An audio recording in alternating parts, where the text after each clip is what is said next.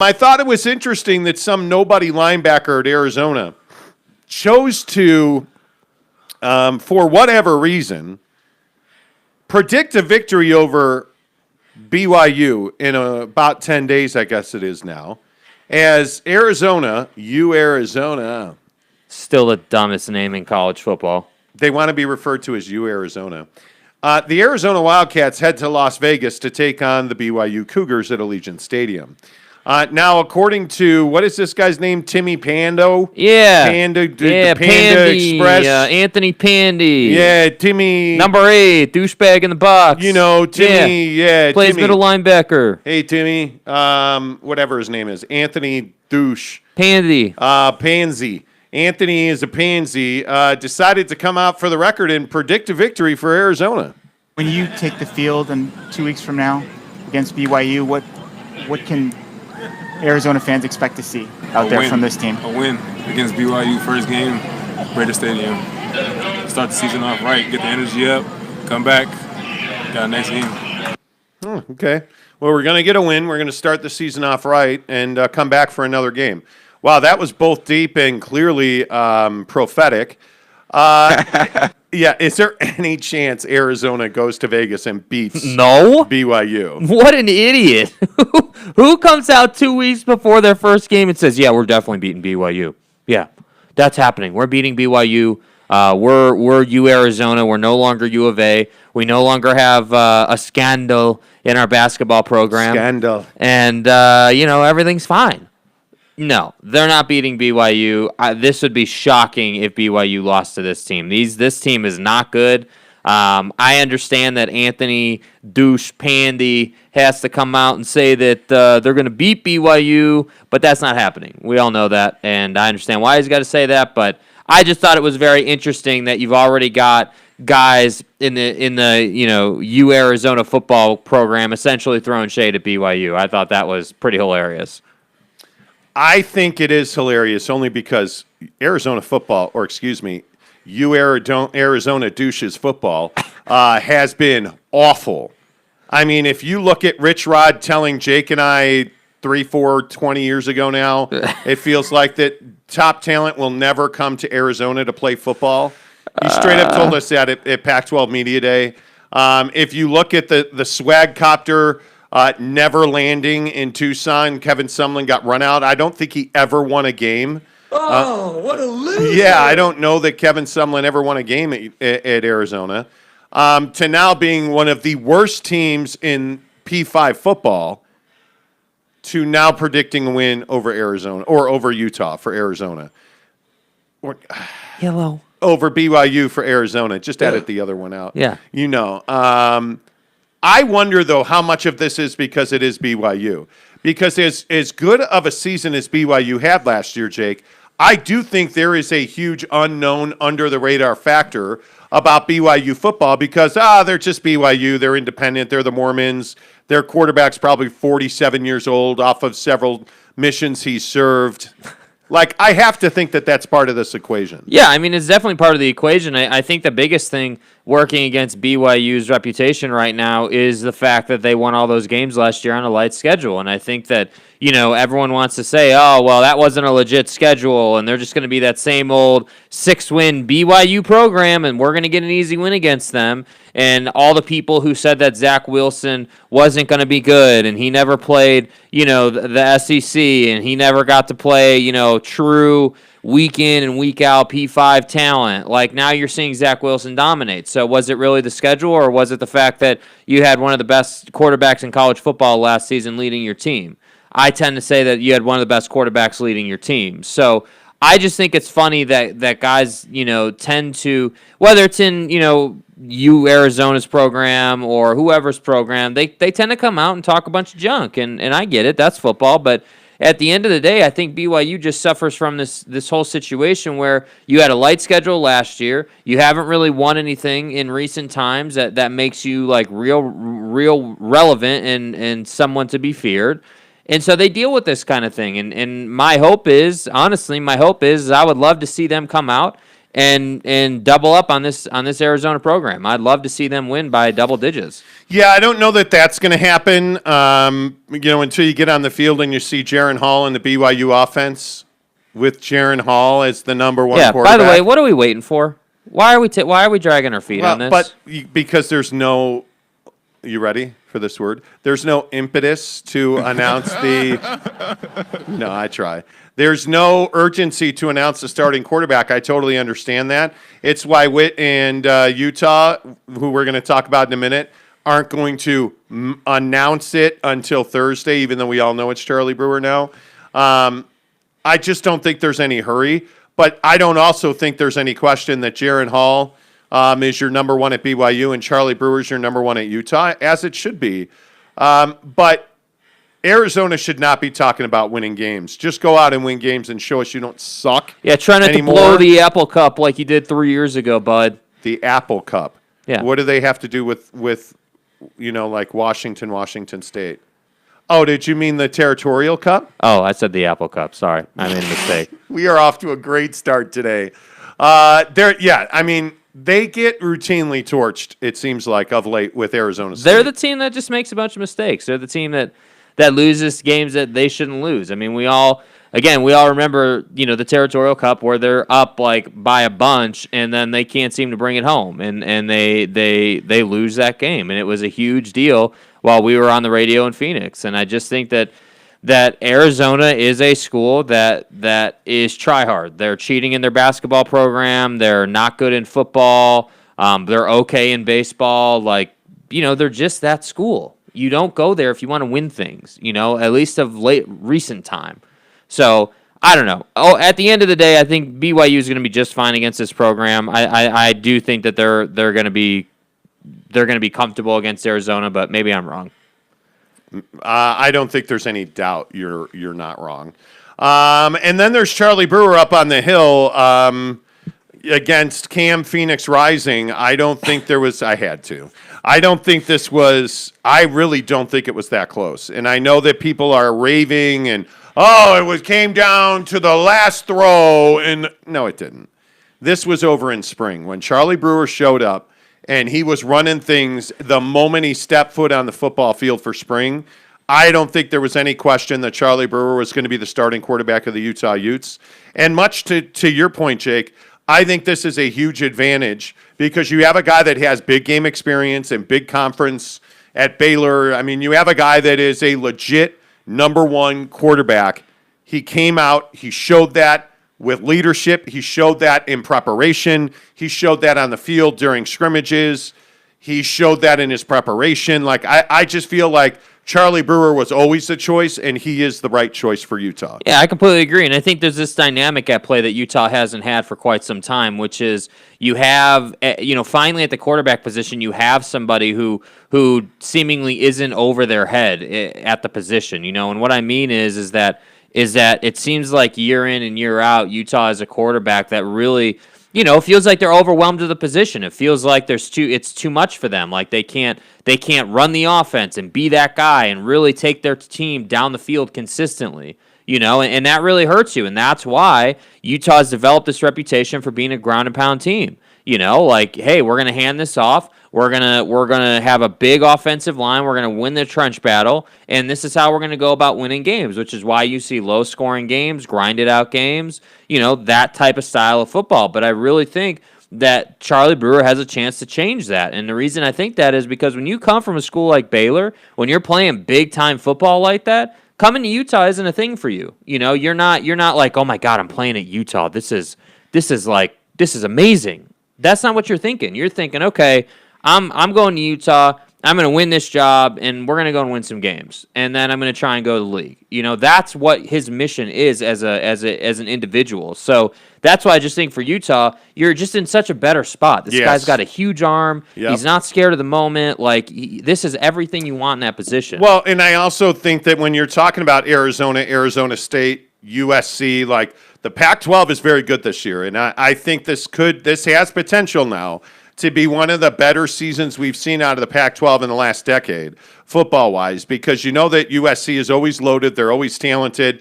Clay Helton's still their head coach, which probably means that they won't win at the highest level. And hey, I guess that is what it is. You made your bed, now sleep in it. And if you're a Utah fan, that's what you're hoping. But I look at Charlie Brewer, and he brings big game swag for your program. And one of the things that Kyle Whittingham at Utah has always struggled with, frankly, is not having a big-time quarterback, a guy that you can hand the football to and say, okay, go win us a game, right? Like this has always been a ground-and-pound team. And I think for the first time, you have real skill on the outside with a quarterback who doesn't have some crazy-ass arm delivery or – is a run-first guy. Look at what it did for BYU to have a guy at the quarterback position who could make things happen. I'm not saying Zach Wilson was the best quarterback in the country, but what I am saying is you didn't have to worry about, hey, was he going to be able to deliver the football? Was he going to be able to do what needed to be done? Is he going to be up to speed? So at the end of the day, I think for Utah, this is everything you want it to be. You couldn't ask for a better spot. Yeah, I totally agree. And to quote Gabe Ledley, 70-7, baby, no pity for the kitty. Yeah. Wow. Spoken like a good Arizona guy. No pity for the kitty. Morning to you, morning to Slav. And now your comment just got moderated. FBYU was the comment. Moderated, gone. See ya. Edgar Garcia says, macholos. Okay. That's one word we've been described as. Brylark, good morning to you. One of the things I think is interesting is that you look at what quarterbacks mean to programs. Yeah. And again, I look at USC, odds on the best team in the Pac-12 this year. Well, they got Keaton Slovis. And you look at historically, again, I think you can point to all the programs that historically have great quarterbacks, and whether that's Justin Herbert at Oregon or the Heward family at Washington. I mean, it goes on and on and on. Look at Clemson. I mean, if you look nationally, I mean, you've got Clemson, you've got Ohio State. Bro, did you see Trevor Lawrence last night? No, I didn't. I don't think he actually showed up. No, I don't think so either. Somebody wore his jersey and played quarterback in the first half and was not very good. No. USC, though, is interesting in that same kind of conversation. There's not been a guy at USC who's come out and been like a legit stud quarterback in the NFL. I guess Carson Palmer would be the last one. But I look at Sam Darnold in the Jets, Carolina. Yeah. Mark Sanchez, Matt Leinart. Yeah. Probably should have stayed in the hot tub with all the hot chicks at SC. Yeah. They have struggled to make a big-time splash with the quarterback in the NFL. Mm-hmm. Now, all those guys, by the way, played at USC, got to the NFL. That's half the battle. Yeah. Right? Especially in recruiting and trying to get young they people definitely to come put there. guys in the league. That's not in question. At every position, right? But, I mean, your bread is buttered with guys that go play in your program and then go to the NFL and become stars. I mean, do you really think that – so for me with USC, I have a lot of trouble, actually – this particular season being this is a program that we legitimately have to be, if you're a Utah fan, I don't think USC is a program that you need to be fearful of or anything like that. I do think that they're going to be a solid team. I do think they're going to give you a good fight. But at the end of the day, I don't think that they're an over-the-top, going to beat you every single time, like the way Oregon has been in some years recently, or Washington was when they were at the peak of their powers. That's the thing I struggle with USC. Is it seems like every year we're always saying, man, they got all this talent, everything's awesome, they've got all this wide receiver talent and all this running back talent, the skill positions are loaded. But then what do we get? We get, the quarterback position lets us down, or they just seemingly don't play well. That's my thing. And I agree with that. But this year, I mean, depending on who you talk to, you have people that'll project Arizona State to win the South and USC to finish third. You have people who project USC to win the South and Arizona State to finish just in front of Arizona. I look at Utah. Utah is always going to be the brand that is undervalued. And I look at, I think Oregon's probably the best team in the conference. Although their road schedule is at Ohio State, at Washington, and at Utah. Good luck. Those are three of the most difficult stadiums to play in, no matter what conference you're in. So I think that's going to be very difficult. And I look at the South, and I mean, USC is at Notre Dame, at Arizona State, at Cal, and I think Cal's going to be much more difficult than people think they're going to be. I look at Utah. I mean, I look at Utah's schedule. I think Arizona State and UCLA are the biggest games of the year.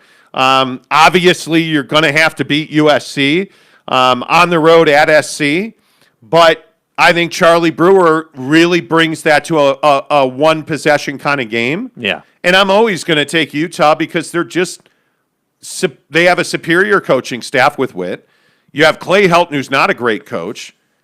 I would take Utah in that game. Yeah. Other than that, I mean, if you look at their schedule, it's Weber, and then it's TDS, team down south. The team down south. Our little brother's gonna have us down for a scrimmage and a hot dog. This could be the year. No, I'm not going to say it yet. I'm not. No. Dude, put it back. Bring it. Enough of that crap. It could be. San Diego State on the road. Then it's Washington State at USC, at Oregon State, at Stanford, at Arizona. Versus Oregon. The Oregon game's at home. By the way, one of the other rivalry games nobody talks about, Colorado comes to Salt Lake this year at Rice-Eccles, so Colorado's always a tough game. I think Utah is in a great spot now that you have the quarterback in place. It is Charlie Brewer. Oh, by the way, if he gets hurt like every quarterback does, now you've got Cam Rising. I mean, I just think that you're in this situation where when I look at what you look like on paper, Utah should win the South. Yeah. It should be Utah and Oregon. Because they're going to have defense. They have defense every single year. They always have, but now they have skill positions. Obviously, with the Jordan situation, the tragic loss at running back, I mean, you're never going to replace that production, but Charlie Brewer helps you absorb some of that. And he makes your running game better. I mean, let's be honest about it. He does. When you have a guy quarterback that the defense has to respect, you're going to be able to do things in the play action game, and you're going to be able to do things in just the straight up turn around and hand it off game. That's, think about it. If you were already good at running the football historically, Utah is always disciplined and good with their blocking assignments, which is why they're good at running the football. When you can do that year in and year out in your program, when that's just a given, and then you add the quarterback production that we think we'll see out of Charlie Brewer, you should see improvement. Now, again, I want to make sure that people understand, I'm not saying they're going to go to the college football playoff. They should win the South, in my opinion. They should. It should happen. That doesn't mean they're going to win the conference, though, obviously, because I think Oregon's... It should be Utah and Oregon for the conference. They should battle it out to the death, let's go. That's the football game that we all want. The other thing we need to figure out about the Pac-12 is what Arizona State's defense looks like. I mean, Marvin's not there anymore. Well, what does the program look like? You're under investigation. For those of you who don't know, at Arizona State, there's an investigation going on. They have 3 assistant coaches on paid leave as this thing plays out. I mean, you look at, again, Antonio Pierce is your defensive coordinator. Yeah. Hell of a recruiter. But this guy's never been the guy running the defense totally for Herm and the Devils. And I wonder if he's ready for that. I'm never going to underestimate Antonio Pierce. The guy is an absolute machine. He is a beast. He was a phenomenal football player. I think we all know about his years with the Giants. And he's turned into one of the best recruiters in the country. There's a reason that they're winning all the talent they're winning. They have a phenomenal quarterback who's incredibly talented. I just don't know how you absorb 3 assistant coaches and all this controversy. And I know their line play is going to be stellar. I again will just say I think we need to see how all this plays out. Are the kids at Arizona State just able to forget about the scandals and the coaches and just play football? Yeah. Are they going to be well prepared with coaches that are distracted by a scandal? I don't know. That was going to be my question. I don't know. Are they actually ready when they step onto the field? Are they truly prepared week in and week out for what they're going to get? I guess we'll find out. Yeah. It's nice to be talking football. Hell yeah, it is. It is nice to be talking football. What do we got, 2 weeks? Yeah, and a year ago, let's not forget, we weren't even considering Pac-12 football.